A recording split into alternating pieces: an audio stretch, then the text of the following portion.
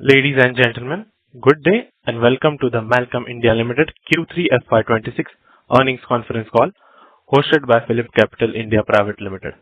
This conference call may contain forward-looking statements about the company which are based on the beliefs, opinions, and the expectations of the company as on the date of this call. These statements are not guarantee of future performance and involve risks and uncertainties that are difficult to predict. As a reminder, all participant lines will be in the listen-only mode, and there will be an opportunity for you to ask questions after the presentation concludes. Should you need assistance during this conference call, please signal an operator by pressing star then zero on your touchtone phone. Please note that this conference is being recorded. I now hand the conference over to Mr. Vikram Suryavanshi from PhillipCapital. Thank you, and over to you, sir. Thank you, Shubham. Good afternoon and very warm welcome to everyone.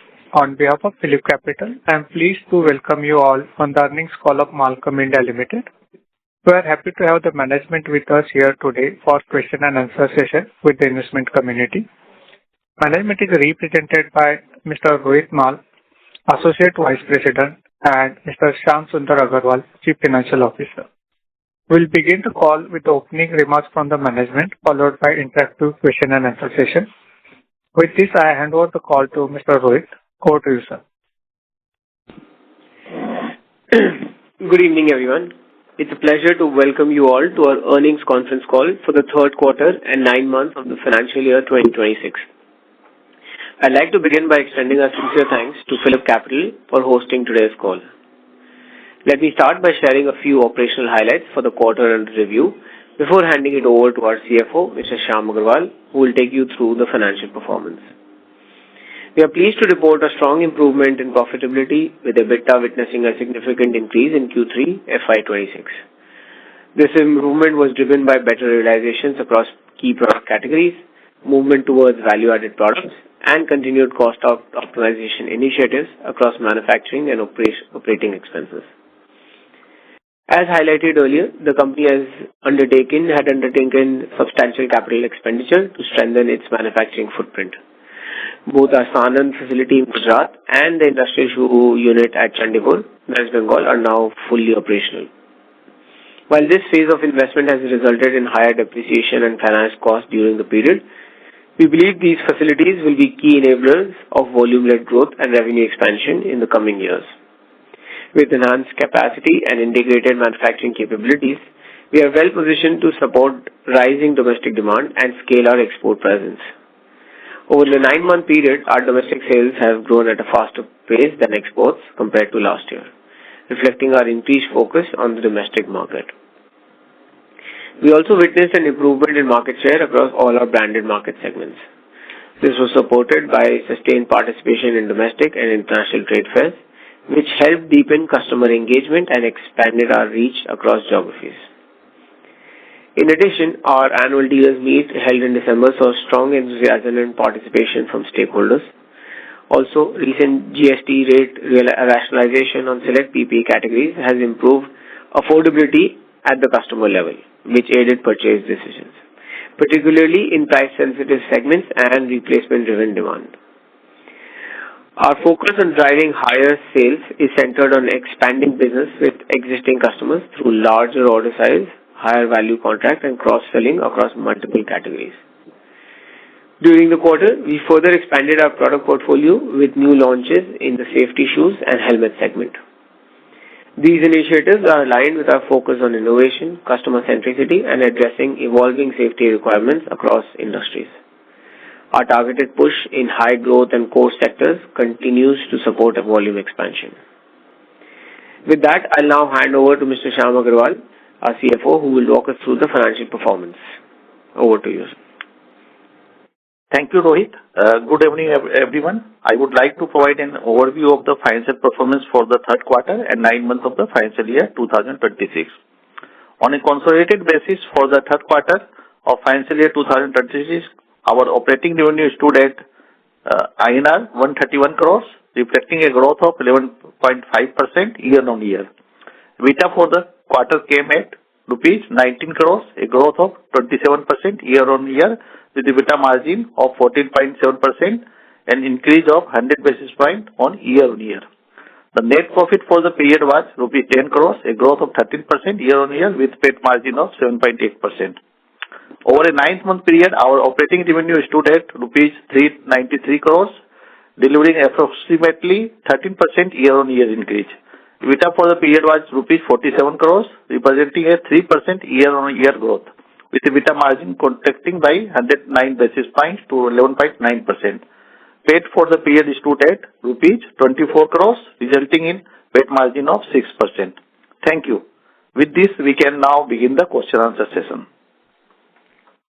Thank you very much. We will now begin with the question and answer session. Anyone who wishes to ask a question may press star and 1 on the touchtone phone. If you wish to remove yourself from the question queue, you may press star and Q. Participants are requested to use handsets while asking a question. Ladies and gentlemen, we will wait for a moment while the question queue assembles. The first question comes from the line of Aditya from Securities Investment Management. Please go ahead. Yeah, hi sir. Thanks for the opportunity and congratulations on a good recovery in margins. So my first question is on exports. So our growth in exports has not been that great in the first 9 months. I know you have mentioned Europe is a little slow, but if you look at our size, we are a minuscule player compared to the size of European markets.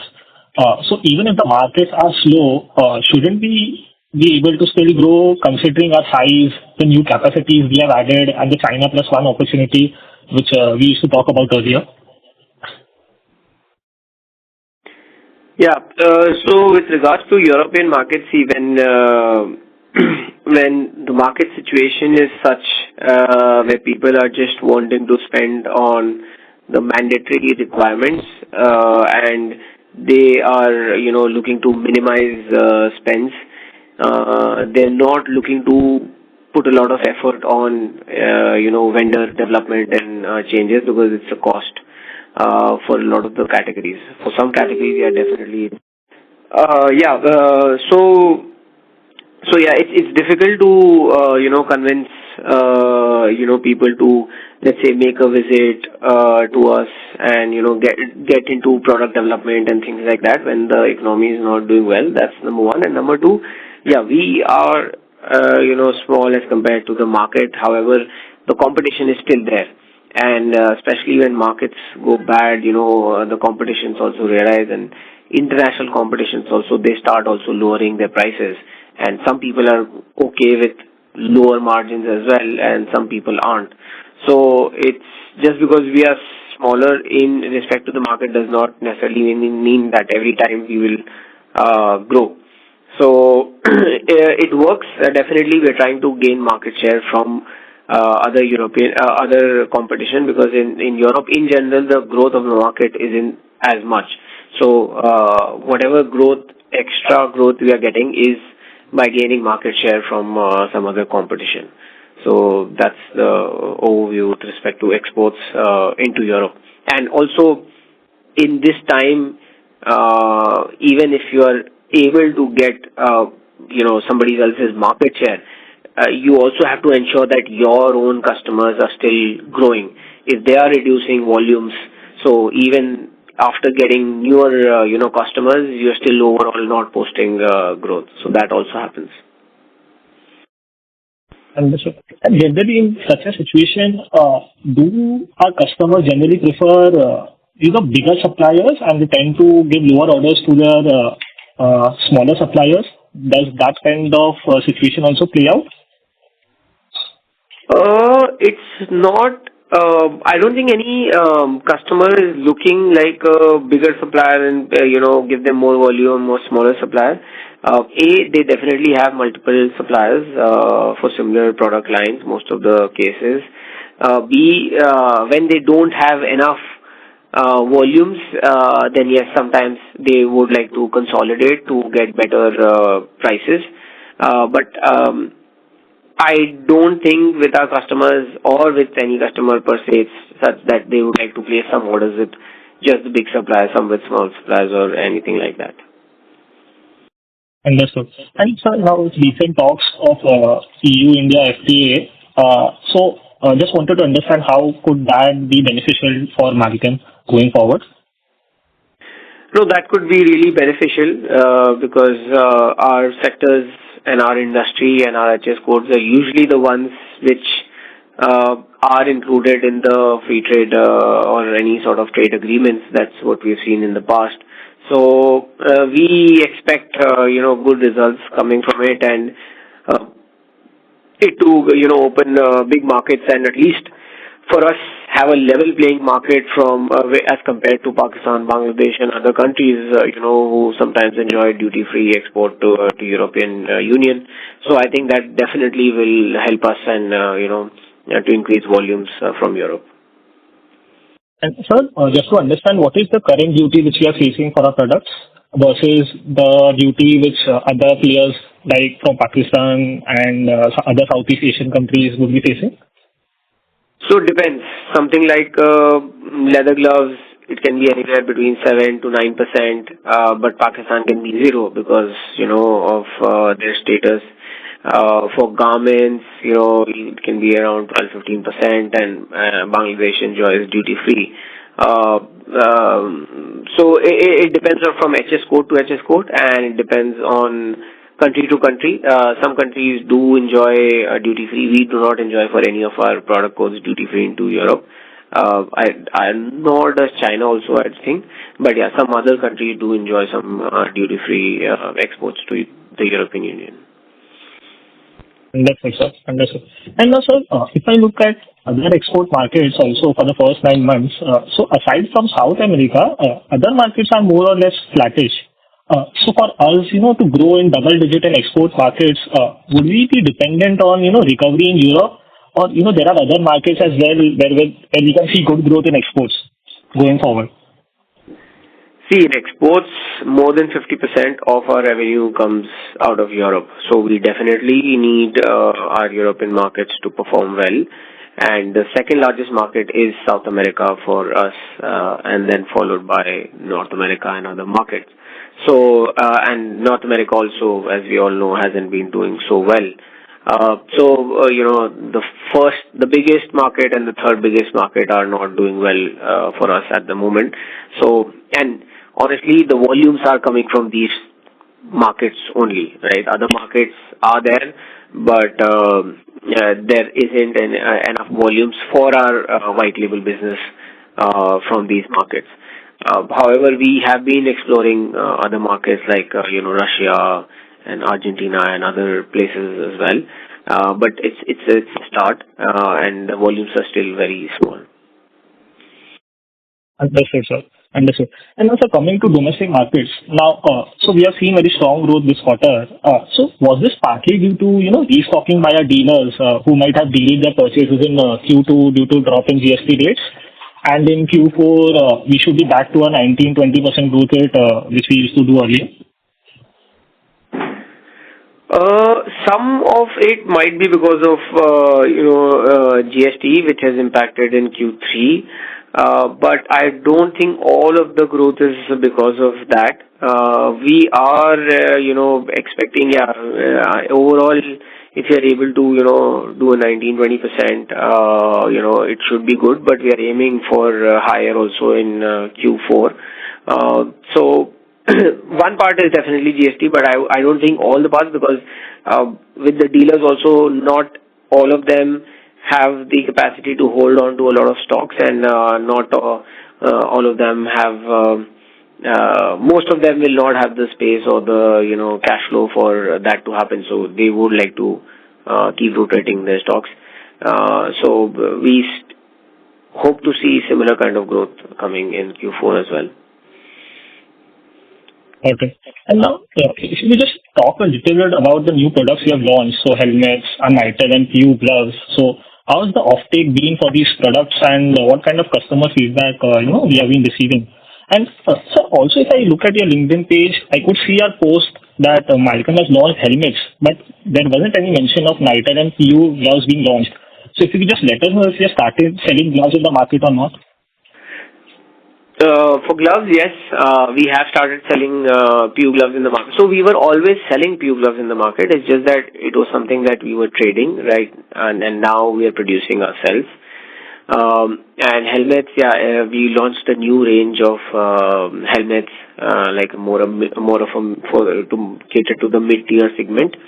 And we also launched a very lightweight, sporty kind of safety shoe, and all of this happened in December and third week of December only. So with respect to our marketing and promotional efforts, we are still doing it. We don't want to put everything at once. So if you're following us on social media, you'll see it happening in the coming weeks and months. But yeah, we have started selling these products, and we started receiving interest and inquiries. So we are at the stage where we are sending out samples and getting more and more feedback. Yes. And now just to understand this better, so I believe we have around 65 to 70 distributors in India. So just to understand, so are these new products being given to all the distributors? Have they been taking all these products? So, or is it a step-by-step process where we are giving these products to the top 10 or top 15 distributors and then see how the offtake has been for these products? No, we don't restrict it for anybody, any of our dealers. It is given to all, whoever, depends on where their dealer is placed, what kind of industries they cater to, what kind of end user or reseller connect they have. Based on that, they show us interest, and based on that, we also know who we could target, which dealers we could target with what kind of products. Not all dealers will do all kinds of products. But yeah, we don't restrict it for any particular dealer. And to understand this better, so out of the 60, how many of the distributors we can target, and do we need to look for new distributors for these products? We need to aim for new distributors in general, not specifically for these products. These products can go in the normal distribution channel that we have, but in general, we need to have more distributors as well. And for these specific, we launched helmets, we launched gumboot, we launched sports style lightweight safety shoe. PU we are already doing. So a lot of our dealers are already doing these products. It's just a new addition. So about, in all cases, nothing less than 50% of the dealers have asked for samples or inquiries, and we are doing pricing and sampling and things like that with them. Got it. So next was we had set up 2 lines for our Mr. Aditya, sir, we request that you to return to the question queue for the follow-up questions, as there are several participants waiting. Thank you. The next question comes from the line of Rishabh Shah from Bugle Rock PMS. Please go ahead. Hi, thanks. Am I audible? Yes. Yes, sir. Yeah, so in the previous years, we were one of the major suppliers in the oil and gas industry. But as you have said in the previous calls that you have not been present in industries like mining or other construction. So what is your progress on that front? Have we diversified into other industry, or we still cater or are still major businesses from the oil and gas industry? I'm not sure where this is coming from, but we are not industry specific. Even, other industries we definitely do cater. Yeah, there are some industries where, like mining, where we don't have a lot of, products to offer to, or they're not buying a lot of, in the price range that we offer, let's say.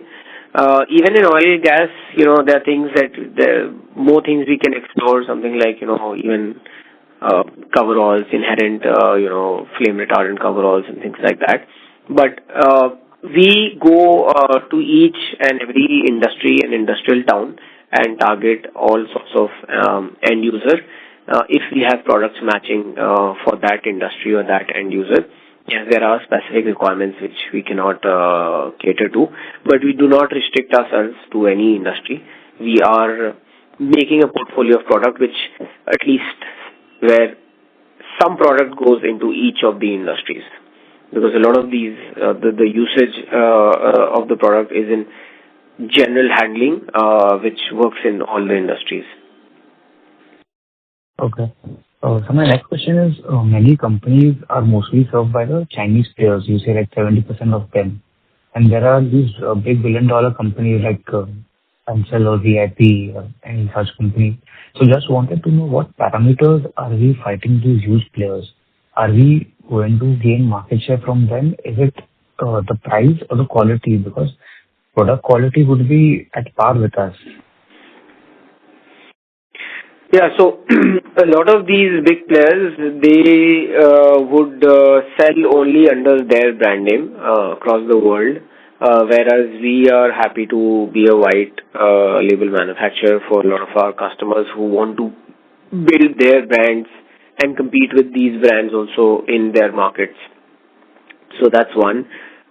Second, a lot of them, because of their brands, have command a higher price, and not everybody can afford that price. So we are able to beat them a lot of cases in the pricing as well.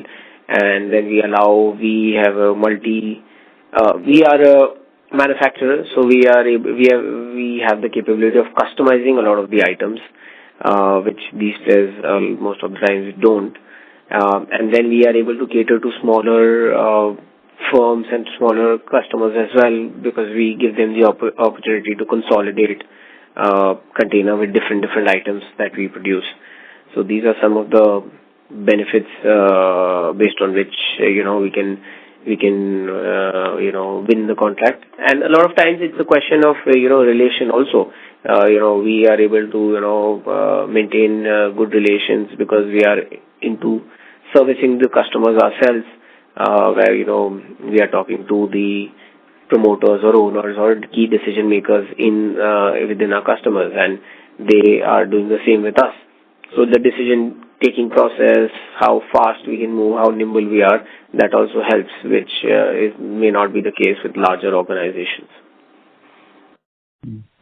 Just a follow-up on this one.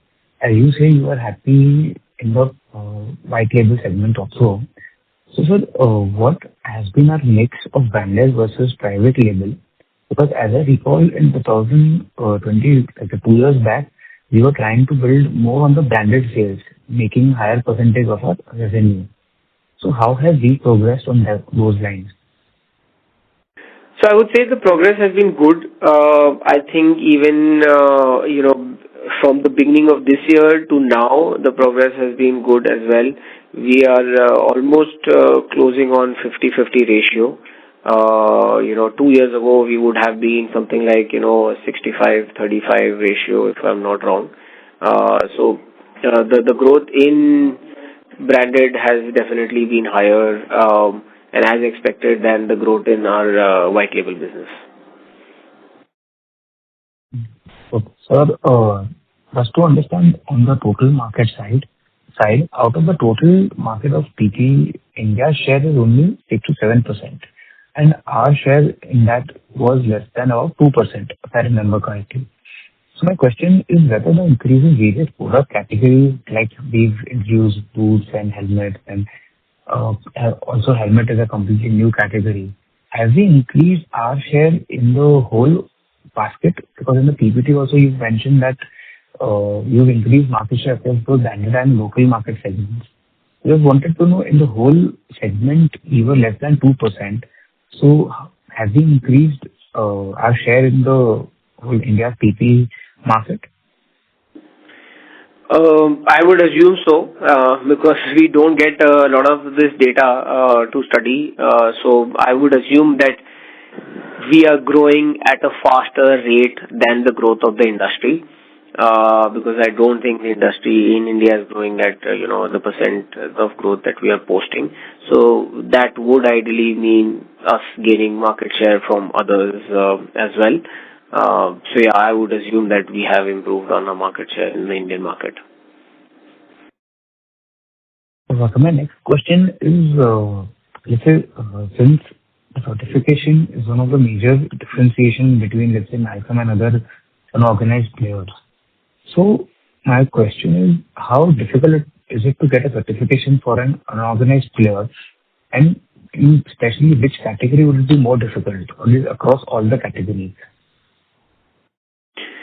See, for the domestic market, if you really want to get a certification and be a BIS, certified player, so in a lot of the categories, the requirement is to have a lab, and that is the first impediment for people to have having a lab where they can test the product, and then continuously submit details to the BIS authorities that you are selling these BIS certified products.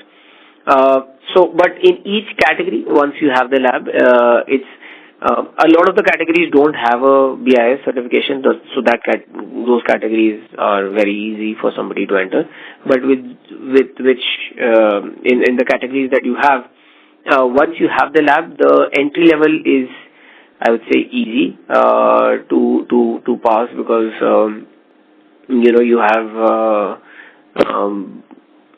you have enough players in the market to study the samples and the products and get a certified product. But it gets tougher and tougher as you get into more complicated products, or if you go into more value-added products in the same category. So that's where the segregation starts. And then obviously it's not just getting the BIS, but also maintaining it and ensuring that each product which comes out is a certified product. Okay. So, what type of, let's say, in a product category, you are seeing more of, let's say, complicated products. So, could you please expand on that? What more complications could be you have in a category? Yeah. So, for example, let me take the example of a safety shoe, right?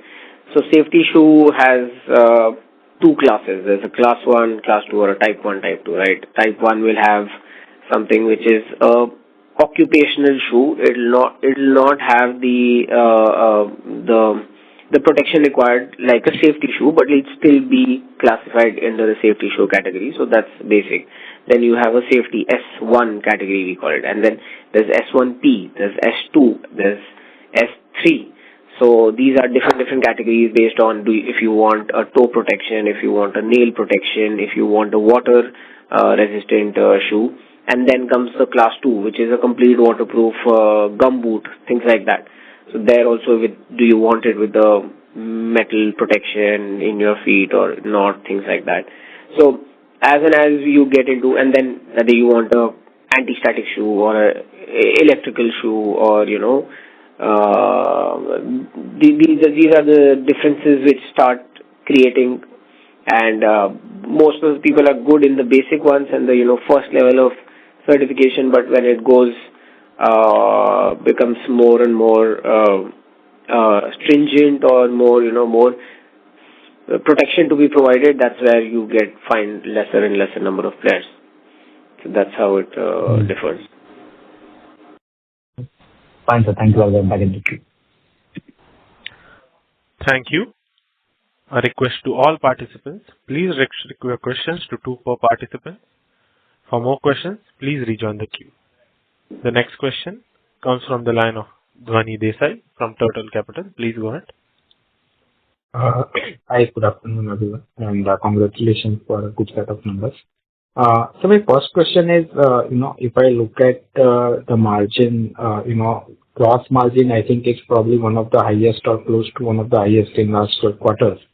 And, last quarter was probably on a much lower side. So if you can, help us understand if there is any one-off in this margin, or is it just a product mix? And second part to this question is that, our EBITDA margin is close to 15% again, significantly higher than, what we have done in last few quarters. And, the ramp up from the new products and new plant is yet to happen. So should we expect this kind of a margin to sustain both at a gross level and EBITDA level? Shyamji, I think you can take the... Hello. Yeah. Yeah, will you please repeat the question? Yeah. So my question is that, this quarter our gross margin is improved significantly even from our historical average of 38-39%, while the last quarter we had one-off because of RM and FX issues. So is there any one-off? And if not, then, our EBITDA margins is close to 15%, which is again at a higher end compared to last few quarters, despite our, new plants and new products yet to scale up to optimal level. So should we expect, this kind of a margins to continue going forward? Yeah, definitely. So I would say the last quarter was one-off, and you will see that last 3-4 years, we have been having EBITDA margin in the range of 13 to 15%, and this is what we have done this quarter also. And definitely, with the new facilities coming up and the investment we have done, definitely we have some additional cost in the range of interest and, some employee cost also, because we have hired new employees and, depreciation also has gone up. So definitely we need to catch up on the productivity side of these new units. But overall, as you have seen, that margin remains because nature of business and the product which we are manufacturing, the overall margin would be in the range of 13 to 15% only. And this quarter also, the realization has been better because of the increase in exchange rate also, and the raw material prices were also stable. So So we could do 15%, and definitely going forward, we should be working this range only. Okay, got it. Rohit, second question is, from a 2-3 year perspective, I think our aspiration is to grow top line at 20% at least. Now, if I understand correctly, currently we are at, 55-45 or, 50-50 kind of a domestic versus export. So, in order to get to that 20%, the domestic piece has to grow at 25%, because from all the commentary that, we are hearing from you guys for last few quarters, export has been a bit soft on the growth side of it. So how do you guys look at it in terms of what is the playbook to get to that 20% plus kind of a growth over the next 2-3 years? So when we made this projections, obviously, one part of it was also that, some, policies to work in our favor as well. So we are pretty confident about the branded and the domestic growth and, growth coming out of, let's say, Middle East and Africa, because we can see and control that market, and the policies are also in favor. However, when it comes to our export and white label, we expect that hopefully the worst is behind. If the world seems stable and will be stable, I think we can expect better growth from our export market also. Like we were discussing earlier, that if this trade deal with Europe is to be signed, there could be great positive ramifications from us. Even with Russia, we've been able to, get a breakthrough in the market. We are also expecting that with the US, there will be some, better deals coming as compared to now.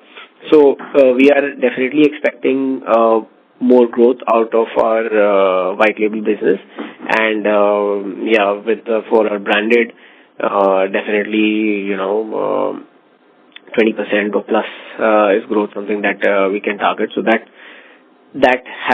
that was our idea of getting to the target, and we are still confident that we would be able to get there. Maybe we've been set back a little bit with things which we can't control, but we are still hopeful and confident that once things settle down, we should be back on track. Okay. And more questions or somebody? Thank you. The next question comes from the line of Viraj from SIMPL. Please go ahead. Yeah, hi.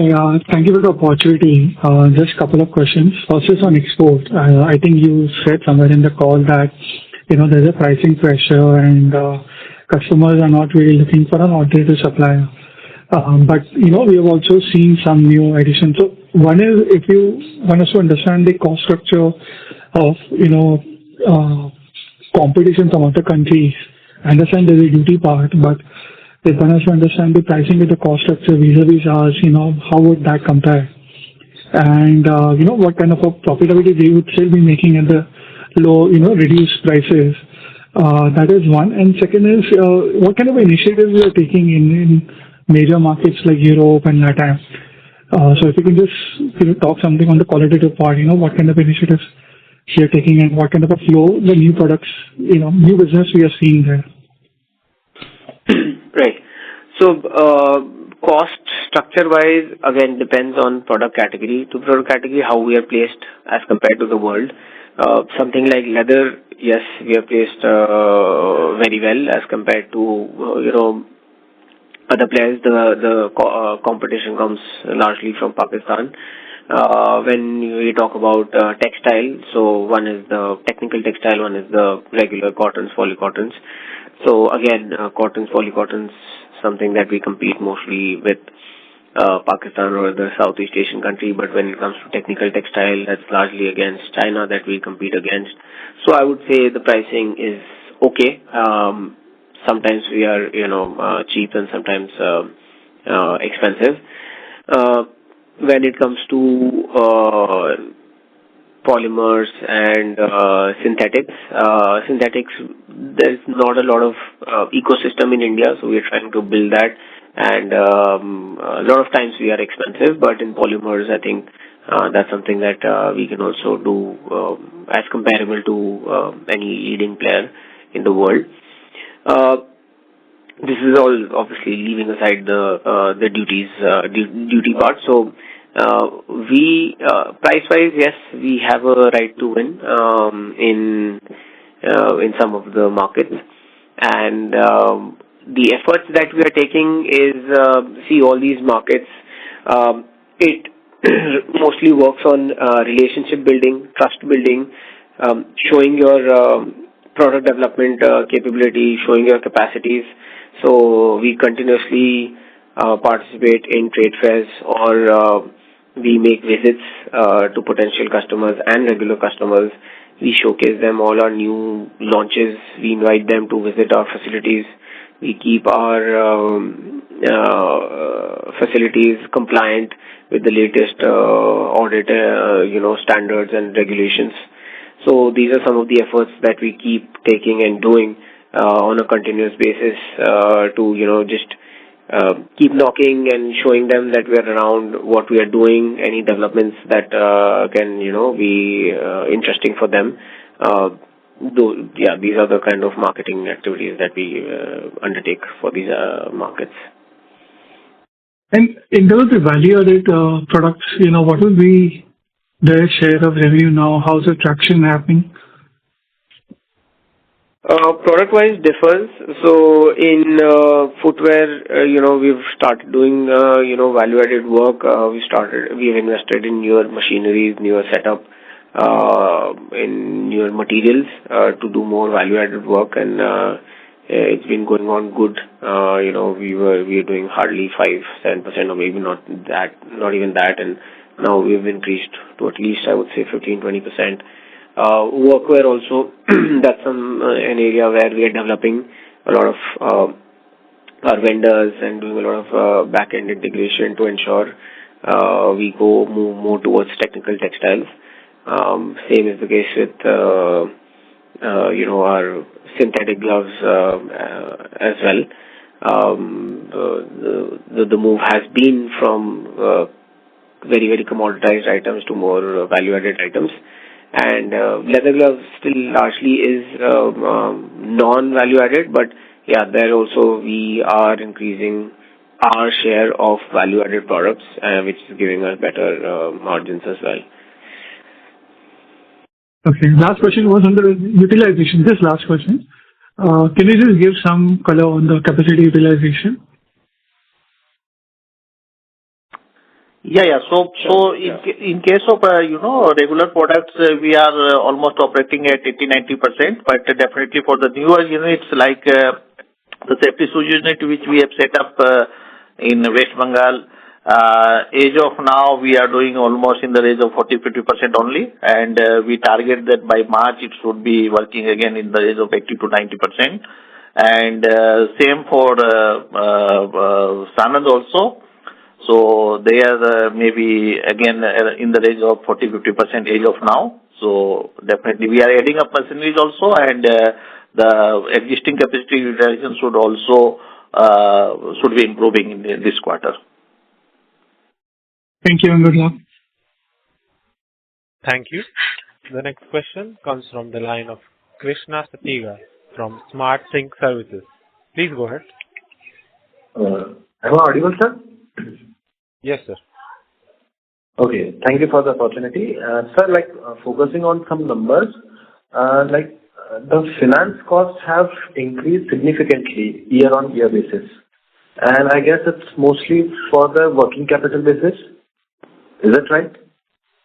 Yeah. It is completely for working capital funding only, right? So, but and it has... Yes.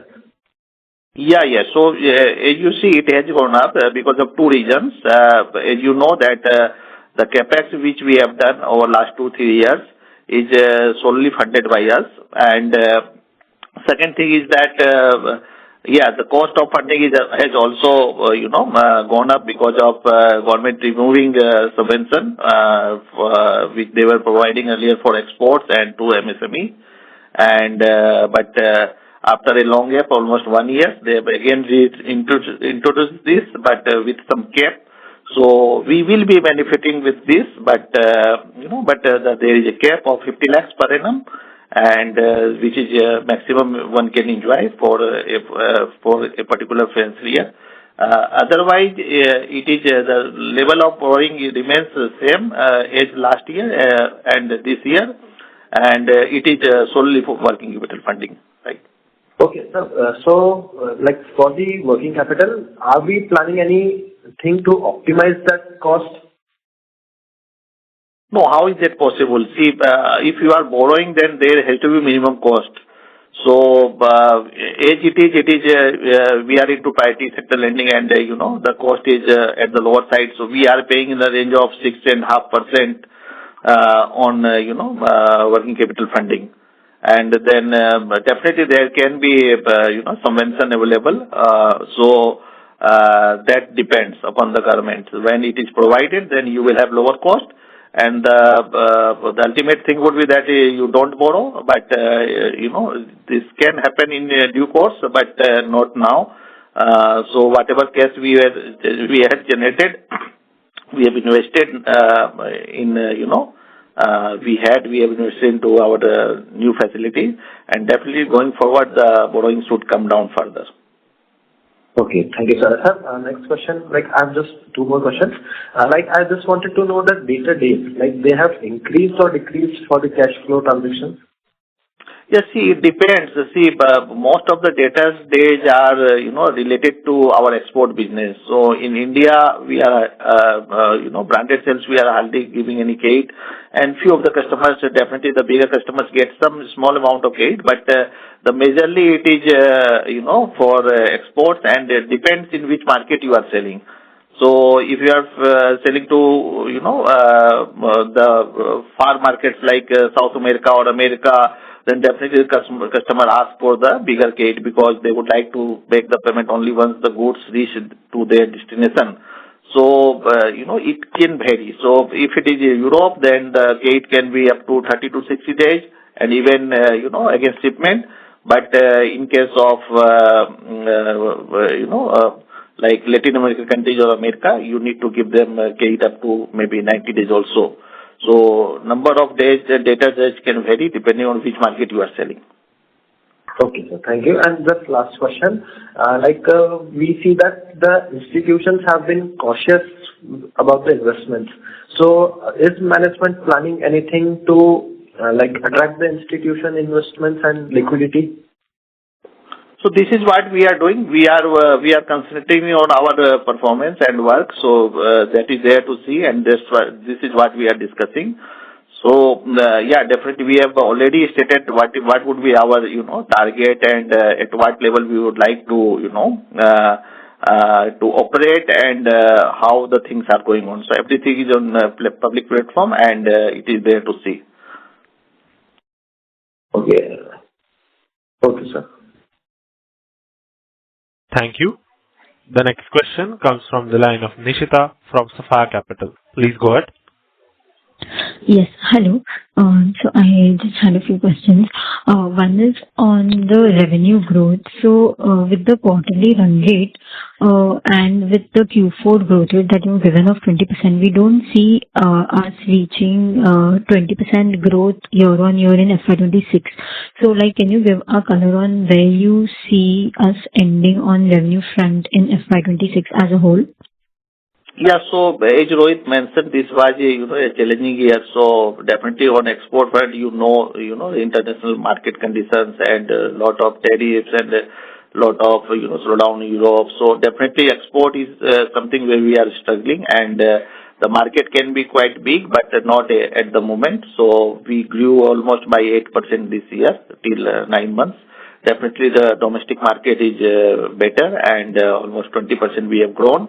Overall, by March 26, we target that we should be growing at least in double-digit figures. Let us see how much we can reach.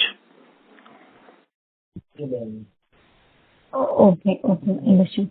And also on PAT margin front, so because of the new facility that we've had and the increase in depreciation and finance cost, where do we see the PAT margin stabilizing, and what will be the sustainable PAT margin? Is it going to be in the 7 to 8% range?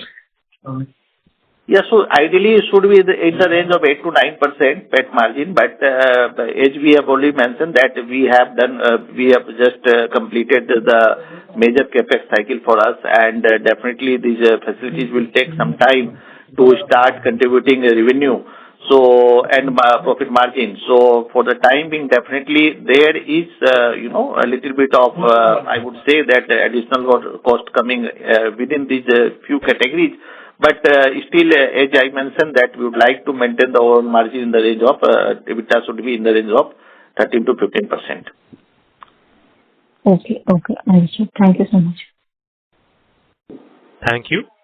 The next question comes from the line of Dipesh Sancheti from Manya Finance. Please go ahead. Hi, am I audible? Yes, sir. Yeah. Okay. So this is regarding the previous question which was asked, that how the performance of Q3 has been vis-a-vis Q2 in terms of margins. With last quarter we had single-digit margins, and this quarter we are having amazing margins. Can you tell me and can you quantify what changes has happened? Because the CFO mentioned that there was a changes in depreciation and interest, and I can see that in the financials everything is almost the same. So what actually changed? Or whether it was a product mix, and going forward, do we expect that to remain? Yeah. So we are two facts basically. We had better relations during this quarter, and definitely the prices, raw material prices, has been stable, and so no additional cost there, and better realization because of in exports we could realize, even you see that the currency has been depreciating. So we could realize some additional money also. And we have some savings on account of manufacturing other expenses as well as other expenses, operating expenses, other expenses. So these all, basically contributed into increased the margin. Can you mention which raw materials were prices have reduced? Across the board, whatever raw material we are using, so prices have been on the softer side. We did not have to pay much on, higher prices there. Okay. And the product mix was the same, or there was any change in the product mix? So we sold more of safety shoes, and that is also one of our top margin products. So for the quarter we had more revenue from domestic market and more of safety shoe sales. Okay. So Rohit, how does the order book look like right now? Because we are going to have an expansion of Sanand as well as the other factory. Do you think the order book is enough for us to have a 20% year-on-year growth going forward in FY27 or FY28? See, in our case, usually the domestic market, the branded, it does not work like on an order book. It's mostly stock and sell, but yeah, there is definitely interest in the market, and we see growing interest with our product expansion as well. And for our white label business, usually the order book is we have projections with some of our customers, but largely the order book is 3 to 4 months in advance, and that is something that we are starting to see as well, and hopefully it can get better in the future. Our take is that the worst is we are in the worst, or worst is behind us, and it should get better. So if we are able to post this year with a double digit or a higher double digit number, I think we would have done a good job, and then the next year definitely should be better than this year. So can you quantify the order book right now, which you have, which is 4 months in advance? Can you quantify that? So for our export market, it will be anything, anything like 80-85 CR.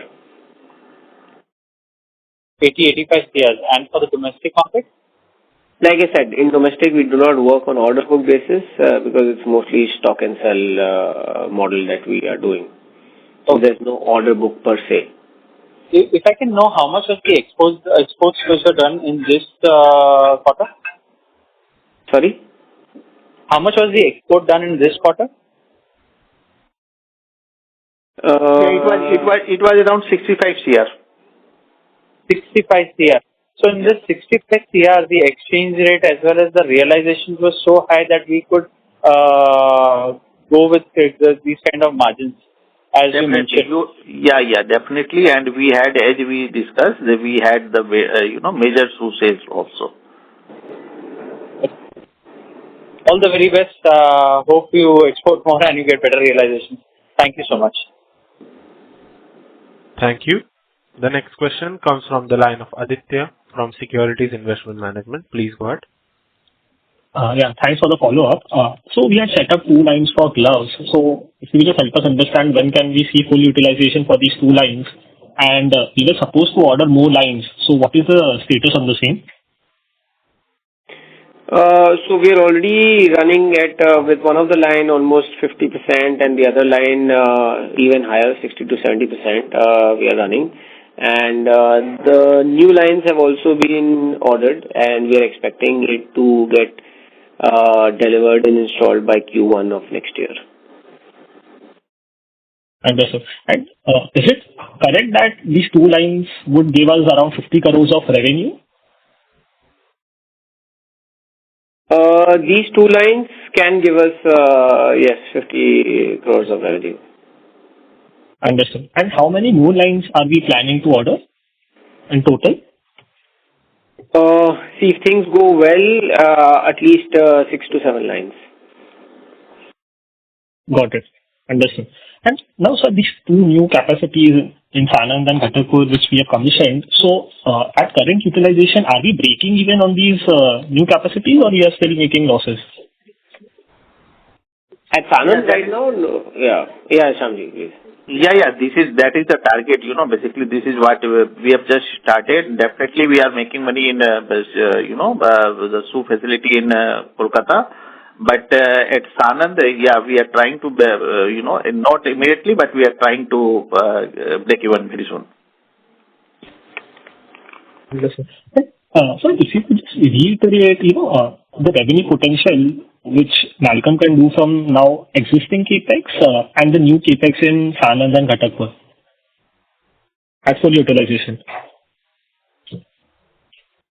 So in Sanand, we are targeting 100 crore revenue with existing plant and immediate plant capex.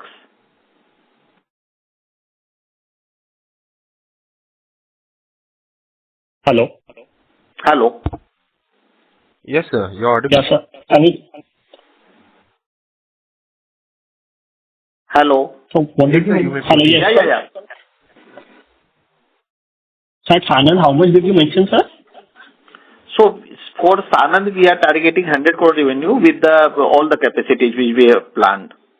So like as Rohit mentioned, 6 to 7 machines should be there, then we should be reaching this, target turnover. And also, mind you, in Sanand, it's like gloves is one, we are doing other products like helmets and other products as well. Yeah, so I understand. So I believe we were also looking for a phase 2. The 100 crores was from phase 1. Yes. Phase 1 only. Under the existing capacity only, we need to put up more machinery. As of now, we have 2 dipping lines only. We are targeting 6 lines, and then the turnover we are projecting is not only from these, synthetic gloves. There would be some other range of like helmet and some knitted gloves. So they are all together, we target 100 crore turnover at full capacity. Understood, sir. And sir, was there any impact of new labor code in our financials? No. We are almost compliant here. So nothing, and anything, if a small impact, we will account for only in the fourth quarter. But hardly anything. We have reviewed, and it is almost, we are fully compliant there. Got it, sir. So thanks for answering my questions. Thank you. The next question comes from the line of Umesh Matkar from Sushil Financial Services. Please go ahead. Yes, sir. Thank you for the opportunity. We would like to understand you are looking into Middle East, LATAM countries. So just want to understand where are we in this terms, like in terms of penetration levels. Have we just begun where we are, and how much we would like to increase our presence in these areas? So as far as LATAM is concerned, we have been operating in that market for almost more than 10 years now. So we have a decent customer base in Chile, Peru, Colombia, and we have been also marketing in Argentinian market. However, when we talk about Middle East, that's something that we started putting efforts into in the last 3 to 4 years, let's say. And our belief is we just touch the tip of the iceberg, and there's a lot to explore in those markets, specifically in UAE, Saudi, Qatar, Oman, Kuwait, etc. Right. So how has been the response in those regions? So are you seeing demand which is equal to the domestic market, or there is some competition in those areas from other regions as well? So there's definitely competition in all markets, even including Middle East or Latin American market, from everywhere in the world, China, India, and other Southeast Asian countries also, and some local manufacturers as well. But the market is in Middle East. Yeah, the market is pretty big, especially because of their oil and gas and infrastructure construction projects. So it's I would say it's a pretty big market, and in some products, very high-paying market as well. Latin America, I wouldn't necessarily say that it's as big as the Indian market, but yeah, definitely it's a more stable, more mature market and than the Indian market, I would say. Okay. And in terms of payment, means the receivable days, how has been in these areas, especially in Middle East? Have we faced any issues on that front? So currently, whatever we do it on cash basis or advance basis. Okay, that's fine. And last question, sir, if you can give us a breakup of commoditized as well as the value-added products.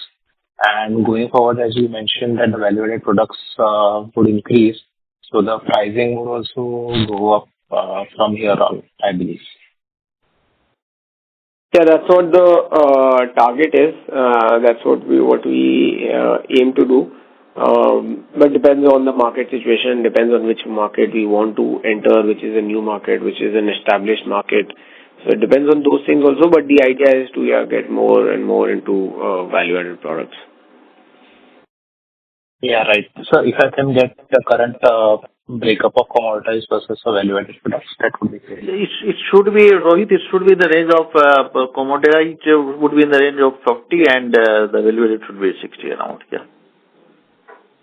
Okay, thank you very much and wish you all the best. Thank you. Thank you. Ladies and gentlemen, that was the last question for today. I now hand the conference over to management for closing comments. Thank you, and over to you, sir. Thank you all for participating in the earnings conference call. I hope we were able to answer your questions satisfactorily and at the same time offer insights into our business.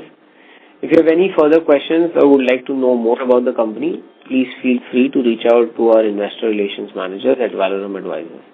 Thank you and wishing you all a great day ahead. Thank you. On behalf of Phillip Capital India Limited, that concludes this conference. Thank you for joining us, and you may now disconnect your lines. Thank you.